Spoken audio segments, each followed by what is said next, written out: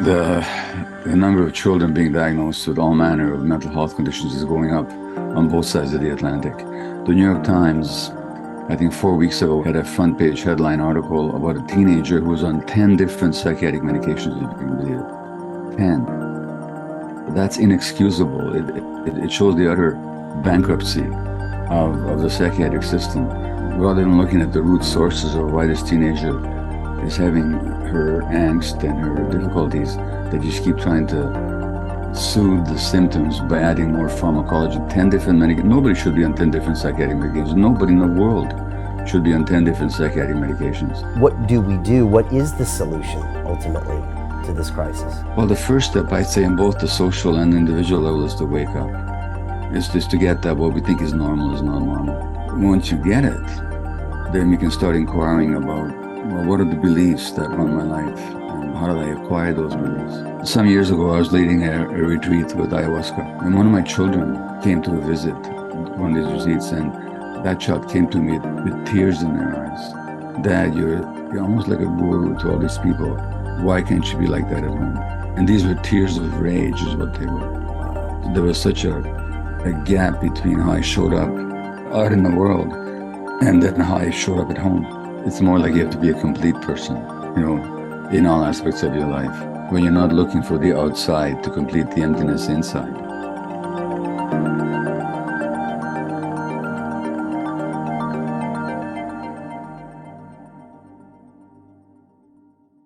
Hi, it's Brian Rose from London Real. You probably know that we've just recently been re-platformed on YouTube after 25 months completely in the dark. The truth is, I really need your help. What I really need you to do is click on that subscribe button right now, like this video, and maybe even leave a comment or share the link with friends. We're really fighting against an algorithm that's tried to keep us quiet for so long. And the more subscribers we have, the more people watch our content, the better guests we can bring you, the better content, and we can continue transforming lives. We've been doing this for 14 years now. I want to do this for another 14 years, but I really need your help. So click on that subscribe button, like the video, leave a comment, share this, and we're going to continue to bring you more and more great content. Thank you. This is London Real. I am Brian Rose. My guest today is Dr. Gabor Maté, the physician, trauma expert, international speaker, and best-selling author. You are best known for your pioneering work in the areas of addiction, stress, and mental health in adults brought on through childhood trauma and abuse. As a physician in your hometown of Vancouver, you spent over a decade treating thousands of patients with your innovative approach. As the best-selling author of 5 books that have been translated in over 30 languages, you were awarded the Hubert Evans Prize for Literary Nonfiction. You have also received the prestigious Honor of the Order of Canada in recognition of your commitment to bringing about societal change and your groundbreaking work in the field of mental illness and addiction. You are a vocal advocate of the use of ayahuasca as a natural therapy, and your latest book, The Myth of Normal: Trauma, Illness, and Healing in a Toxic Culture, examines the worrying rise of chronic sickness throughout the Western world that prides itself on being at the forefront of modern-day healthcare. Gabor, welcome back to London Real. Brian, it's just great to be back with you. Fantastic having you here. I don't know if this is your 4th or 5th time, but we always seem to go super deep. You usually turn the tables on me, and usually end up going deep on my own struggles with addiction and my struggles with parenting and raising children. And yeah, I just want to say congratulations. I know your book has just hit the New York Times bestseller list. I think it was the #1 book in Canada. And I see you on all the biggest and best podcasts in the world. And I'm just so happy to see the world finally waking up to your incredible ideas and IP. How does that feel at 78 years old? I was joking earlier that you're an overnight success. Yeah, local boy makes good, It's very satisfying, and I also have to say, as my wife will tell you, it comes at a time when my ego won't run away with me completely, because had to come earlier, I might not have been able to handle it. But right now, you know what? I just think that the work that I've done, and not the work that I've done, but the work of many people that I'm able to synthesize and translate into language that people can relate to. The time has come for the world to pay attention, and not to me personally, but to the overall themes that I am engaged with.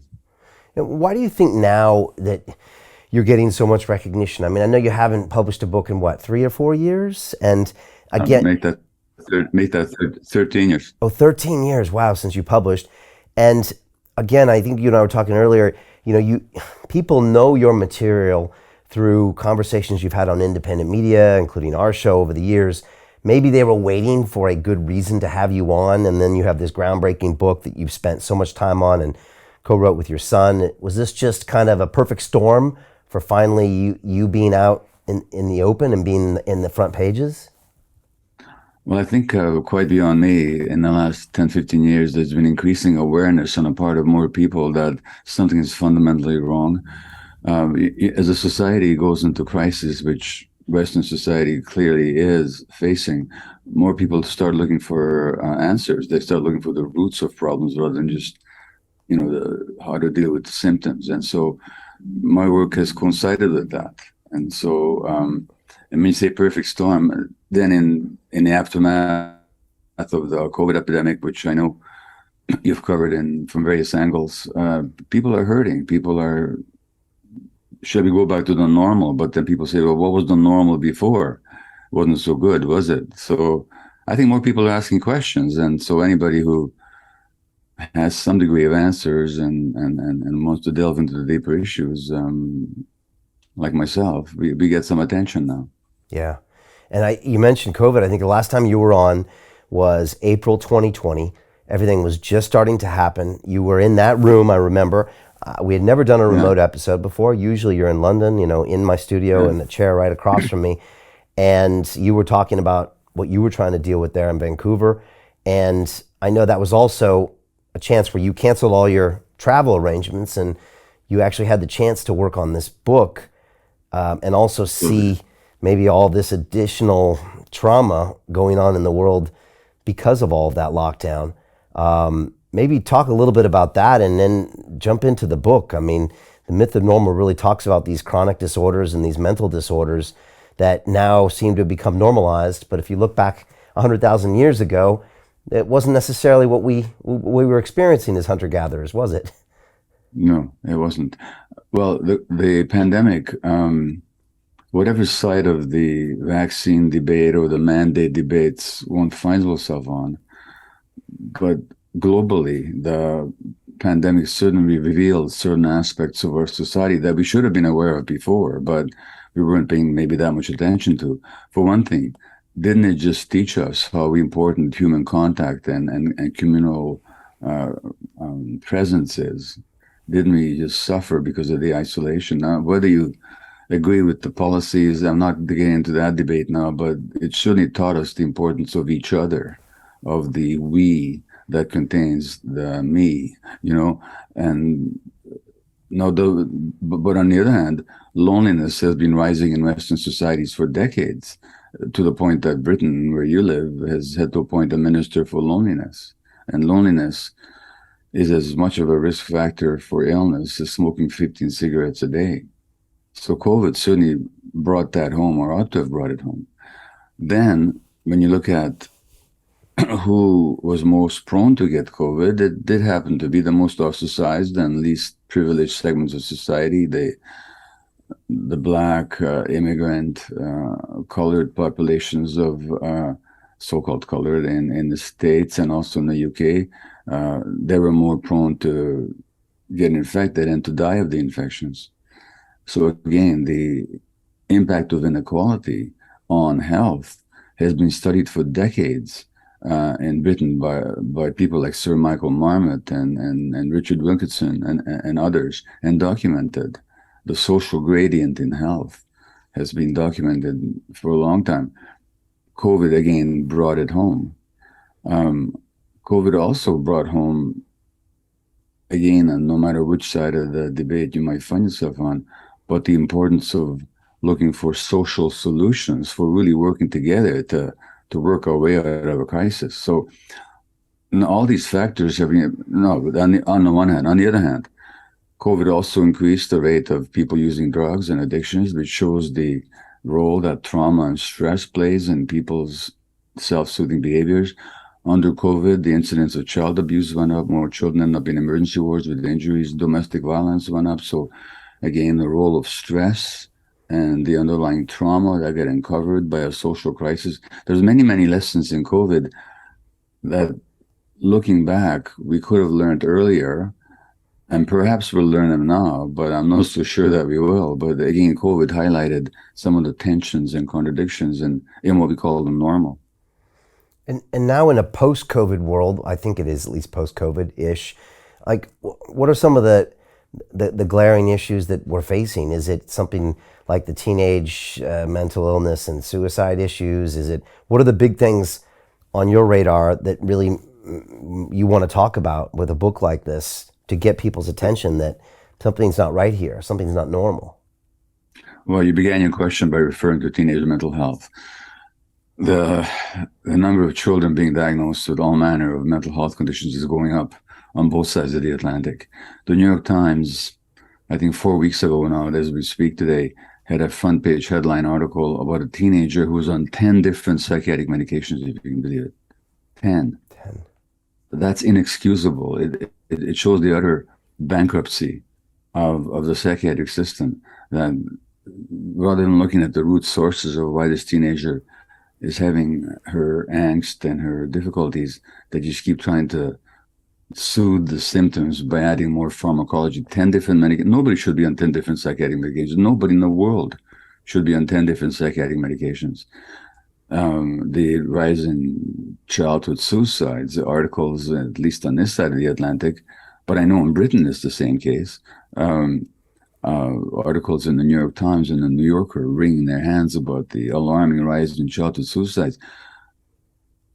But the conversation always takes place without any mention of trauma, which is the fundamental dynamic in all of these conditions. And so on the one hand, we're desperate over the rising tide of mental distress that's besetting our youth. On the other hand, we're not looking at the causes, and that's one of the intentions of our book, is to look at, well, what's really going on here.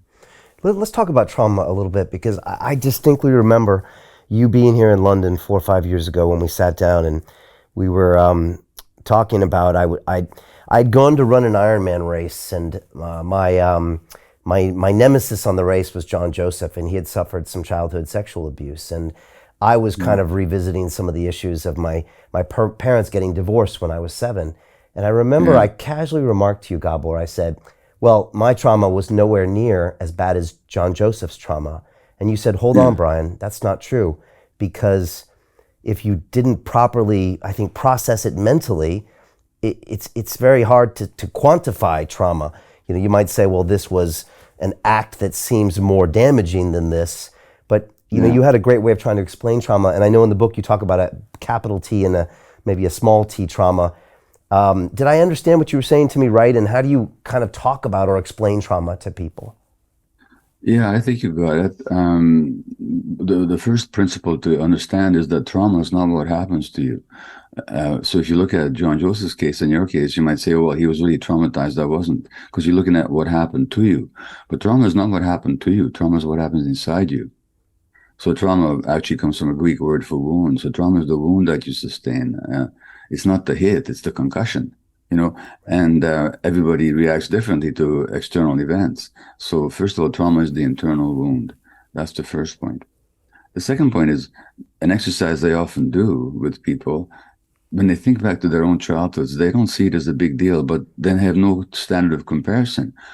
But your parents, when they got divorced, and I forgot what conversations we may have had around that, but your parents, when they got divorced, they didn't all of a sudden wake up from a happy marriage and say, sweetheart, it's been wonderful, goodbye.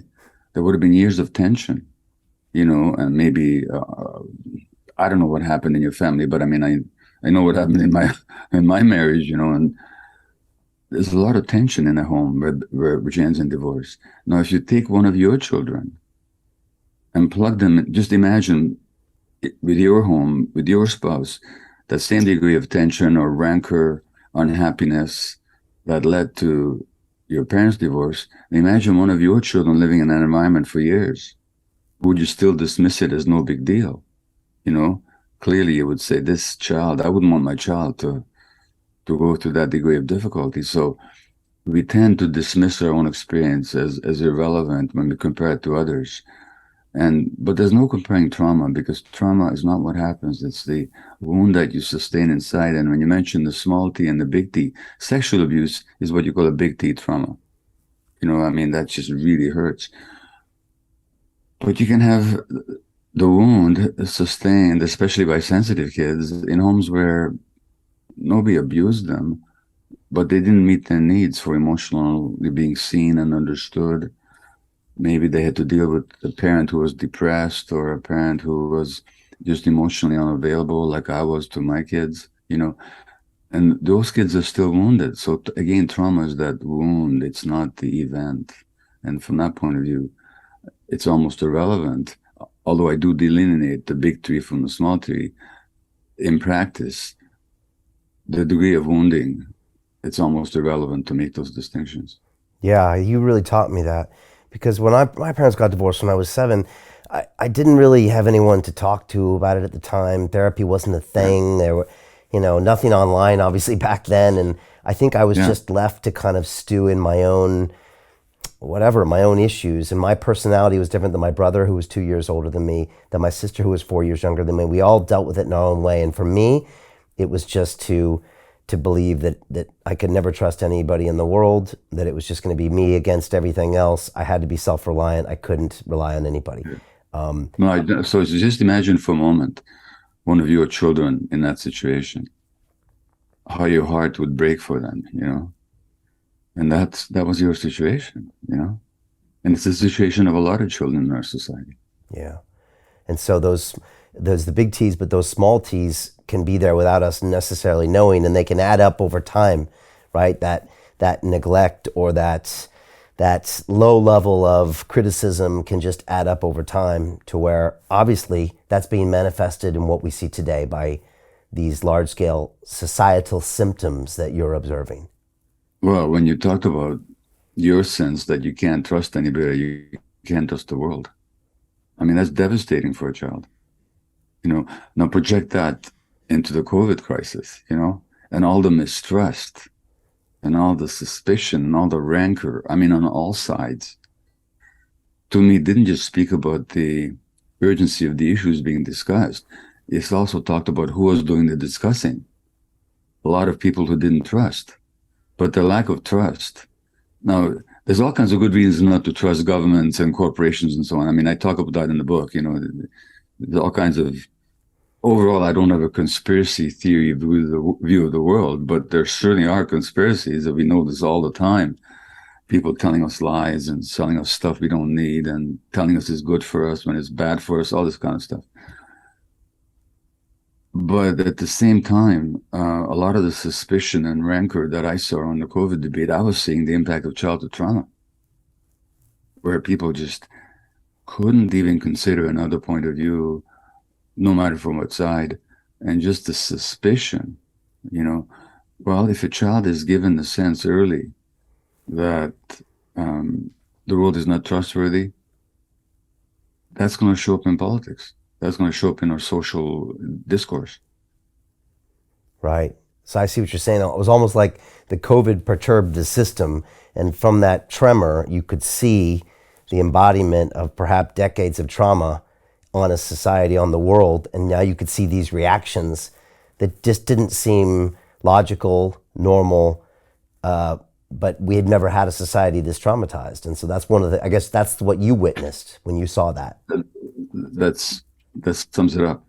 I remember reading about a pastor and about podcaster in Florida, who apparently has got hundreds of thousands of followers, and he believed that the vaccine was a conspiracy by the Clintons and Bill Gates to introduce a microchip into people's circulations to control them. Okay?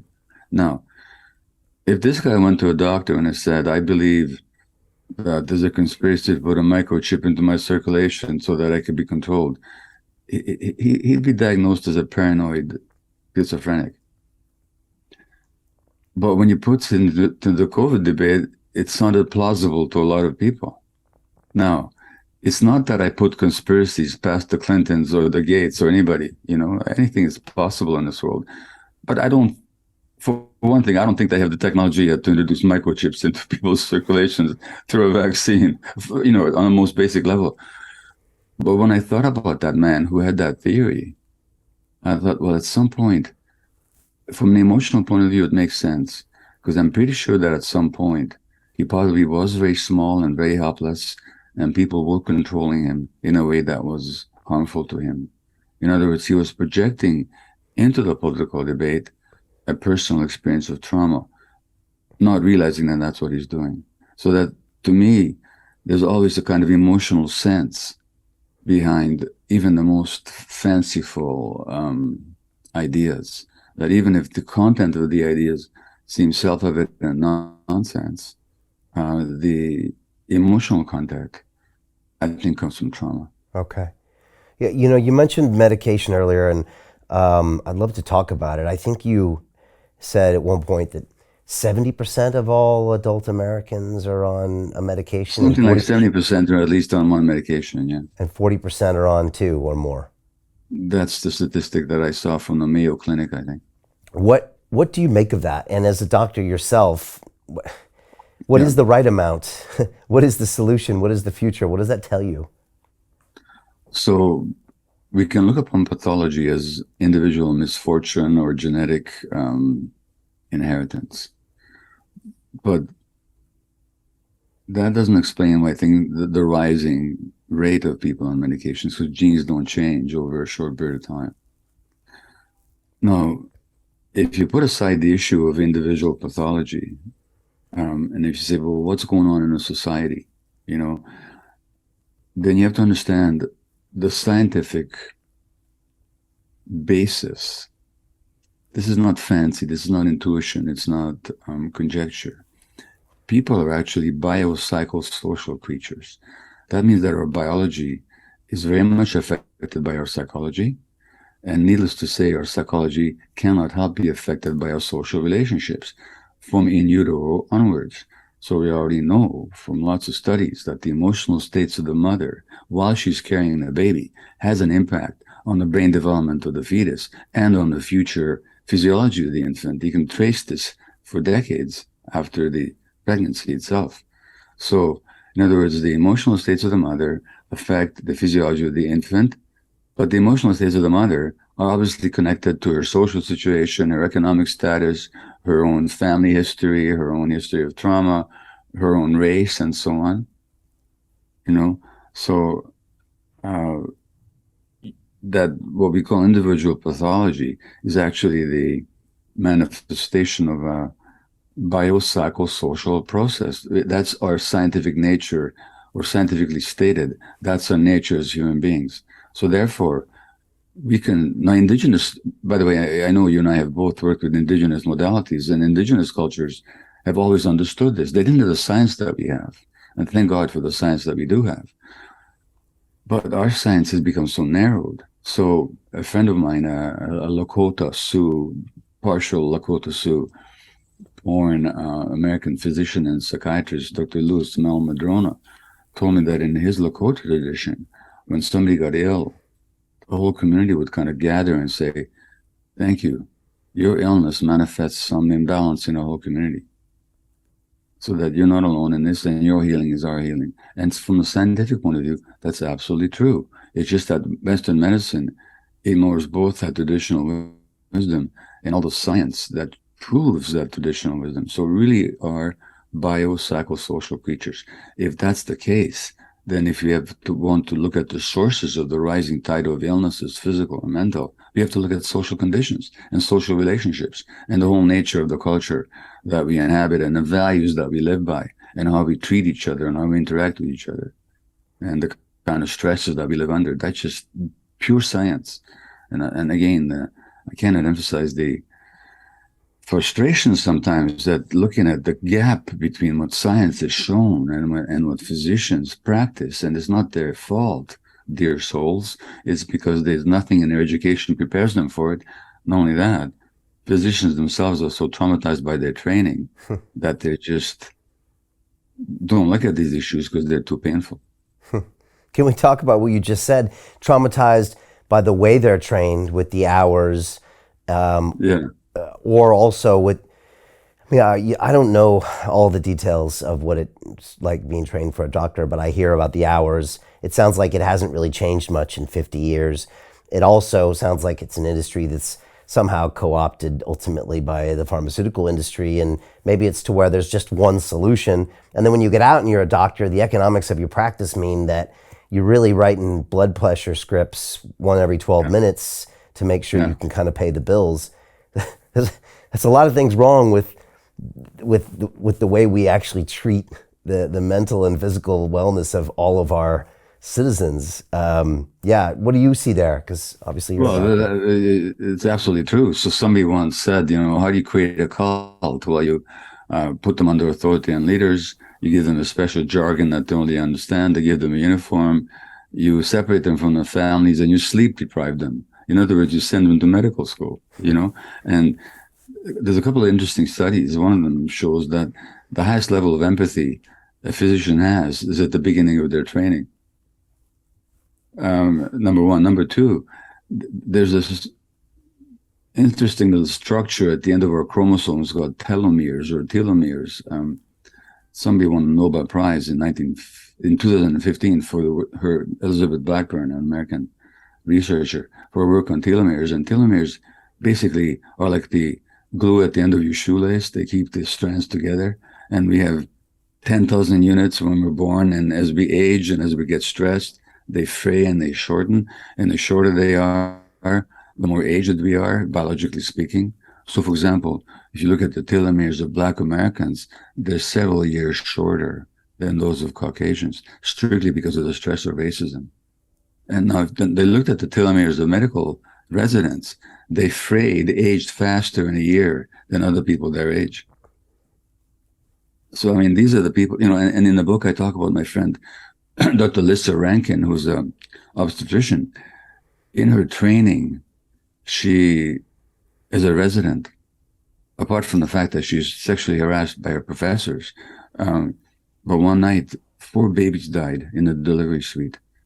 And she was crying in the doctor's room, and she was told to get out there and get back to work. And another friend of mine, Dr. Jeff Rediger, who's a psychiatrist at Harvard, who's written a book on what's called spontaneous remissions, which are not spontaneous at all. But Jeff, when he was a resident, he had a baby born. They had a baby who had to end up in the infant intensive care unit. Jeff was not given a moment off work to go visit him. The school apologized to him afterwards. But that's medical training for a lot of people. Well, that hardens you to your own pain, and you don't see the pain of your clients, let alone does the average, despite, there's a Dr. Richard Bentall, who's a British psychologist, member of the British Academy. And he said that the evidence linking childhood adversity, basically trauma, to adult mental health conditions is as strong as the evidence linking cigarette smoking to lung cancer. But despite that documented and over-documented fact, the average medical student in Britain, United States, Canada, doesn't get a single lecture on a relationship of trauma and adult illness. And recently I was contacted by a professor from one of the most prestigious British universities who's having all manner of medical issues, and tried to get one of the psychiatrists at his institution to help. None of them could even understand what he was talking about. He was trying to understand the sources of trauma and stress as the impact on his physical health. Not a single psychiatrist in an institution was able to help him. They just don't get it. It's not in their training. No, there are honorable exceptions, but I'm talking about as a professional trend. And these are people on the front line that 90-some% of the Western world trusts with their health, and will take pretty much any pill they prescribe, and will do whatever they say to solve their problems. These are the people. Exactly right. These people are stressed themselves and very often traumatized themselves, number one. And number two, they understand nothing about the trauma of the people that they're trying to help. And this despite the fact that not only mental health conditions, but documentedly, most chronic physical health conditions can also be linked to trauma and stress. So I don't want to skip to the end, but a part of me wants to say, what do we do? What do we do, doctor? Like, what do we do about all this? And you're getting a lot of attention now with this book, which is fantastic. But, you know, what do we do? What is the solution ultimately to this crisis? Well, there needs to be a solution both on the individual and on the social levels, you know. And the subtitle of the book is Trauma, Illness, and Healing in a Toxic Culture, but healing is in there. So, I mean, we can't wait for social conditions to change and for the policymakers to get it. You know, people do need to act, take responsibility for their own health, you know, in the face of daunting conditions. Well, the first step, I'd say, in both the social and individual level is to wake up. It's just to get that what we think is normal is not normal. That the way we're living, there's this confusion between the word normal and natural and healthy. We tend to conflate the two, which is true in certain areas. For example, as a physician, I can tell you that outside a certain normal range of blood acidity or blood temperature or blood pressure, we can't sustain life. So that range is normal, and it's also healthy and natural. But when we apply that to social conditions or the way we live our lives or the assumptions we make about ourselves, what is the norm is no longer healthy nor natural. So the first step is we got to wake up to that fact. We just got to get it. Once you get it, then we can start inquiring about, well, what are the beliefs that run my life and how did I acquire those beliefs? Like if in your case, at some point, you probably had to ask yourself, how is it that I don't trust the world? How is it that I lack trust? And well, okay, stuff happened to me. It's not, I was born trusting, weren't you? As an infant, you're full of trust. Yeah. In fact, you have to be. Look at, you know, so if I developed a lack of trust, number one, how did I develop it? And number two, how's that affecting my life today? How's that affecting my capacity to interact with human beings, to have intimate relationships? How does it affect how I relate to myself and my work and so on? So there's got to be this awakening and there's got to be an inquiry. Yeah, I almost have to kind of counteract my trust issues and just force myself to trust because I know I have this paranoid deficit of that.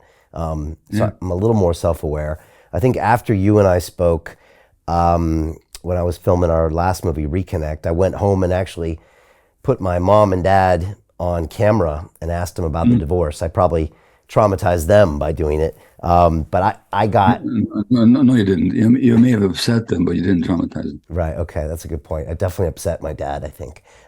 Yeah. But I completely re-understood what happened there, and it wasn't the story I had told myself. I actually saw it from their perspective and their growth, and then I kind of got to see the benefits I got from it, and I unpacked the whole piece to where, for me now, that's no longer necessarily a bad thing that happened to me. It's just something that happened to me that has positives and things I need to look out for now. So I've kind of processed it, I guess, I think. I'm sure there's parts I haven't. So there's a film made on my work called The Wisdom of Trauma, which, by the way, is available online.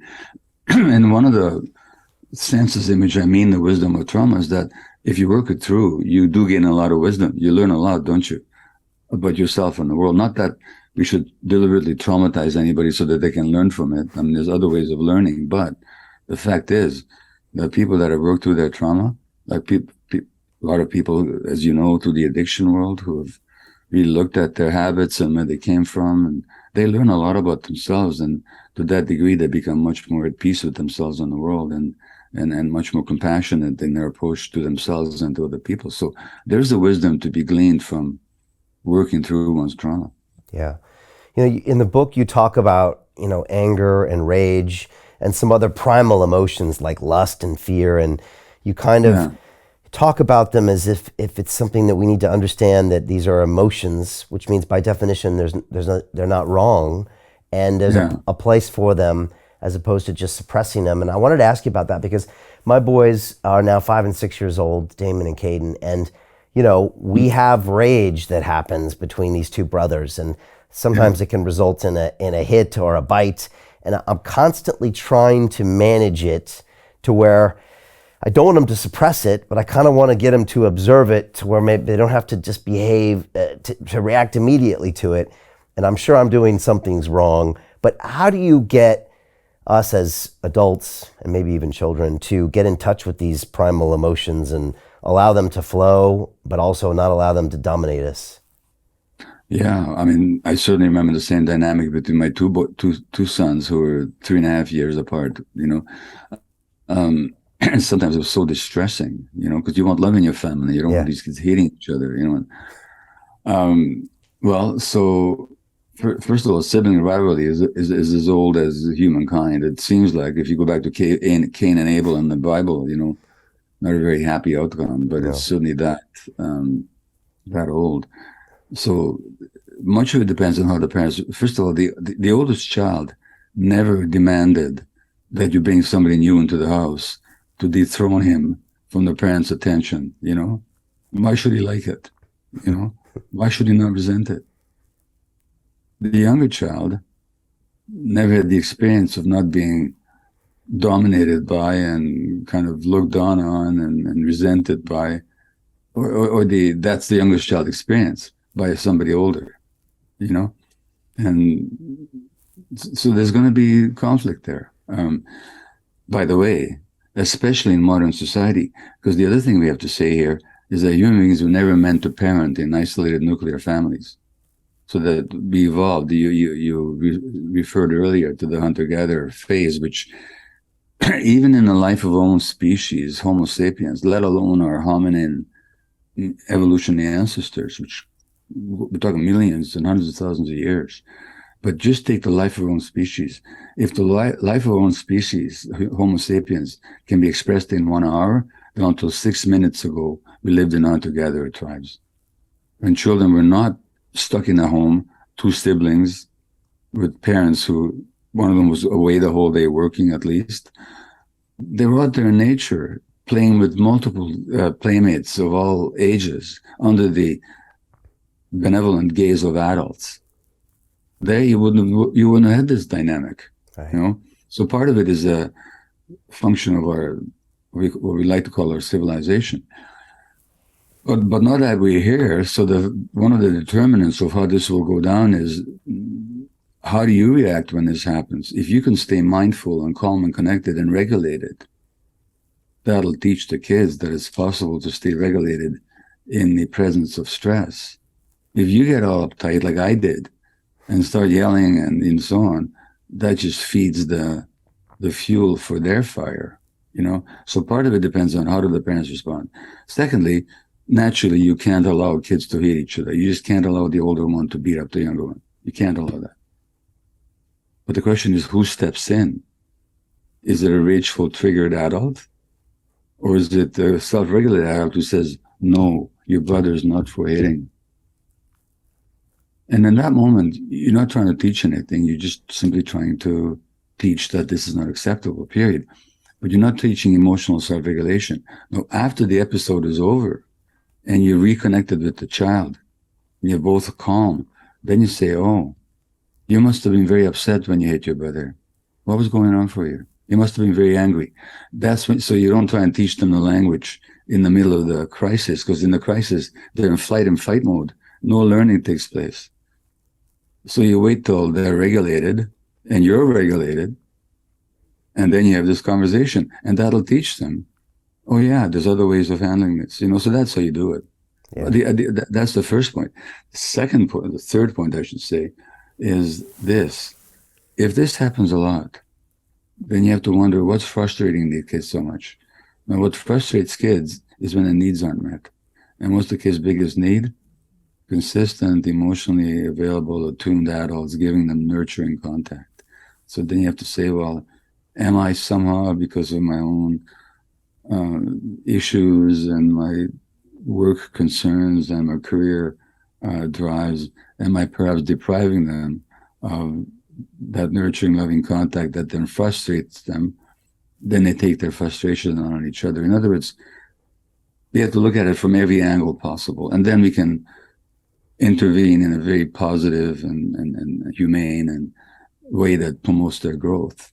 Right. So look in the mirror a little bit. if this is consistently happening with your children. Can we talk about workaholic and workaholism, because it's something I think both you and I have suffered Yes. from in the past, and I think both of us have maybe got our heads around that phenomenon. Doesn't mean that either one of us is better at it, but I know for a while you recognized that, I think both of us actually, we work, which ultimately I think you say we do it because we need to prove to the world that we're worth something, because we don't naturally believe we're worth something just as humans, which of course we are. Well, we do naturally believe it as an infant. The first day you're born, Right, you expect it. You expect to be the most important thing in the universe. right, right. You know, so but somehow we learn that we're not, and both you and I learned that through our particular childhood trajectories and the trauma that we sustained. In my case, the learning wasn't purely voluntary. It was in London not that many years ago that my wife said to me, I don't know if I told you this before, but she said to me, buddy, you've written a book called When the Body Says No. Now you better write one called When the Wife Says No, because I'm not putting up with this anymore, you know? She had enough of your workaholism. Yeah, and the workaholism and the impact on our relationship. How did that manifest? Well, you see, any addiction, and workaholism certainly is one, will be accompanied by withdrawal symptoms. So, and also exhaustion, you know? So I could be out there and be present and grounded and compassionate and utter whatever wisdom I'm capable of channeling in front of hundreds of people. And then I go home and I'd be going through withdrawal, Right. irritable and depressed and alienated and depleted, Right. not available for my spouse, Right. you know, as an equal, emotionally present partner. Yeah. And women feel this, you know, and at a certain point, my wife decided she wasn't going to put up with this anymore, but not only that, she wasn't going to try to make it better by compensating and by being nice. And, you know, she was going to say, no, my needs aren't being met here. And either you turn this around or this relationship is in trouble, you know? And I was wise enough by then to listen, you know? And like you say, it's not that I've totally resolved the issue, but I'm much more guarded about it and much more judicious in making my choices. Which means I also don't need it. I also don't need it as much anymore. I mean, as much as I love the validation, I also don't need it. I mean, I don't need it. I don't need the world to tell me that I'm worthwhile. Is that because you're getting older, or because you just found it a way to process that to where you don't need it? I know how to be with the sense that I'm not worth it when it arises. Okay. I know how to notice it as an old imprint and nothing to do with reality. Okay. You know. Now look, with all the attention my work is getting and a new book is getting and so on, it's almost impossible not to get seduced by it. Yeah. Over and over again, you know. But something in me doesn't buy it anymore. You know? even now, because if anything, this should be the hardest thing, the most tempting piece, because you're probably getting 10x the notoriety than you've ever had before in a book, and you know, so this could be the dangerous time, right? The relapse moment for that person to have that drink or for you to go back. But you're finding that you're okay. You can be okay with it. I'm finding, I don't want to be categorical about it, but I'm finding I'm... To continue watching the rest of the episode for free, visit our website londonreal.tv or click the link in the description below.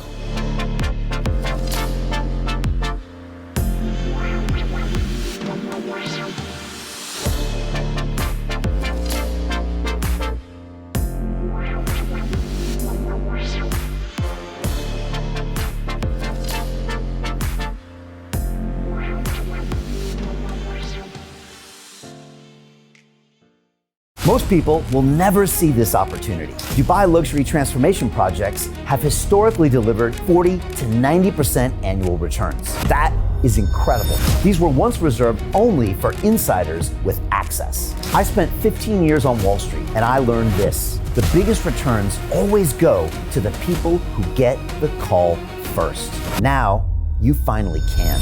We've just received a brand new project with major upside potential. Allocations move fast. Click the link, apply now, and speak to my team. This is your chance to see what others never will.